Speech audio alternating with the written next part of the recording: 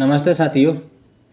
पिछली बार हमने वीडियो में बात किया था पैनल पर हमारा रिले सीक्वेंस क्या क्या इंडिकेशन आता है जिससे पता चल जाता है कि हमारा सिग्नल कहाँ तक रिले का ऑपरेशन हुआ सिग्नल का। उसके सारे इंडिकेशंस के बारे में बताए थे कि कौन सा इंडिकेशन नहीं आया तो आपका सिग्नल नहीं आता है। लेकिन आपको उस वीडियो को समझने के पहले दोस्तों ये आपका रिले के सीक्वेंस के वीडियो समझना बहुत ज़रूरी है। तो हम शुरू करते हैं। देखिए सबसे पहले क्या होता है, जब भी हम कोई सिग्नल देना रहता है तो हम उसका सिग्नल बटन और रूट बटन दबाते हैं। ये सिग्नल बटन रिले हमारा सिग्नल ग्रुप में रहता है ना, और signal button repeater relay signal group के बाहर रहता है। जैसे ही हम सिग्नल बटन दबाते हैं सिग्नल बटन रिले और सिग्नल का रिपीटर रिले पिकअप होता है। रूट बटन दबाते हैं तो रूट बटन और रूट का रिपीटर रिले पिकअप होता है। दोनों एक साथ दबाते हैं, उनके चेकिंग रिले डाउन हो जाते हैं। इसके बाद हमारा ऑपरेशन चालू होता है ZURR/ZUNR। ये डायरेक्शन डिटरमाइनिंग रिले होता है ZURR/ZUNR। हम क्या करते हैं, नॉर्मली डाउन डायरेक्शन में ZUNR पिकअप लेते हैं जो नॉर्मली पिकअप ही रहता है, लेकिन उसको जब हम सिग्नल देते हैं डाउन में तो हम वो ZUNR को लॉक कर देते हैं। जब उल्टा डायरेक्शन में सिग्नल देते हैं तब हमारा ZURR पिकअप होता है, यानी अप डायरेक्शन में। यह हर बर्थिंग ट्रैक पर होता है जहाँ दो सिग्नल होते हैं, संभावना होती है। जैसे बर्थिंग ट्रैक पर आपका दोनों तरफ सिग्नल हो सकता है, और एक एडवांस और शंट के बीच में होता है, जिधर से हमारा डिस्पैच होती है गाड़ियाँ वहाँ पर एडवांस के पीछे, क्योंकि वहाँ भी दो सिग्नल होने की संभावना होता है। एक होती है हमारी shunt oblique main signal selection relay. तो इसमें नॉर्मली जब हम मेन सिग्नल देते हैं साथियों तो शंट GNR पिकअप ही रहता है, क्योंकि सब चीज़ नॉर्मल रहता है, ओवरलैप रूट वगैरह नॉर्मल रहता है। तो शंट से इसलिए नाम दिया गया ताकि पता चले कि shunt oblique main signal selection relay है। तो ये normally shunt GNR relay pickup रहता है। इसके बाद हमारा क्या होता है कि जितने सब रूट होते हैं उसके इनिशिएट करने के लिए Z1 URs होते हैं, यानी Z1 URs पहला सब रूट लास्ट से शुरू करते हैं, दूसरा सब रूट, तीसरा सब रूट, इस तरह से जितने सब रूट होंगे उसके Z1 URs पिकअप होंगे। अब एक अलग वीडियो में बात करेंगे कि सब रूट कितने होते हैं, कहाँ कहाँ उसको हम डिवाइड करते हैं, है ना। उसके लिए हम अलग डायग्राम समझेंगे। अभी हम समझते हैं इसके बारे में, रिले सीक्वेंस के बारे में। तो रिले सीक्वेंस में साथियों आपको सिंपली याद रखना पड़ेगा कि आपका 3 भाग में बांटने का। पहला होता है बटन्स, सिग्नल बटन्स और रूट इनिशिएशंस, यानी सिग्नल और रूट इनिशिएशंस। इसमें क्या होता है, ये सबसे पहले बटन इनिशिएट होते हैं, फिर रूट इनिशिएट होता है, डायरेक्शन और रूट इनिशिएट होता है, फिर सिग्नल मेन सिग्नल इनिशिएट होता है। दूसरा होता है हमारा route setting overlap setting relay, ठीक है, और सिग्नल लॉक स्टिक रिले। तीसरा सीक्वेंस हमारा आता है सिग्नल क्लियरेंस रिले। 3 भाग आप समझ गए तो आप पूरा समझ जाइएगा, ठीक है। अब हम बात करते हैं आगे कि हमारा जैसे सब रूट इनिशिएट हो गया उसके बाद हम मेन सिग्नल दे रहे हैं तो मेन GZR रिले पिकअप होगा, यानी कि मेन सिग्नल इनिशिएशन रिले। इसके बाद हमारा zonal route possibility checking relay ZUCR relay pickup होगा।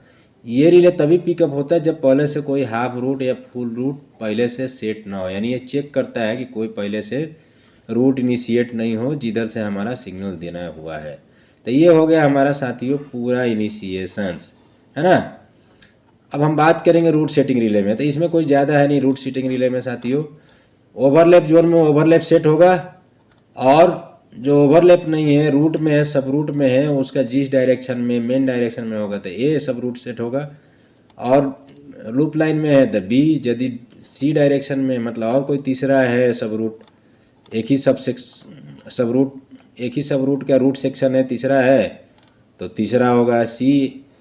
अभी 101 पॉइंट कोई है मान लीजिए, तो जैसे यहाँ पर 101 पॉइंट है तो इसमें 101 पॉइंट मेन लाइन 101A, इस लाइन में 101B, और इस लाइन में क्या है 101C।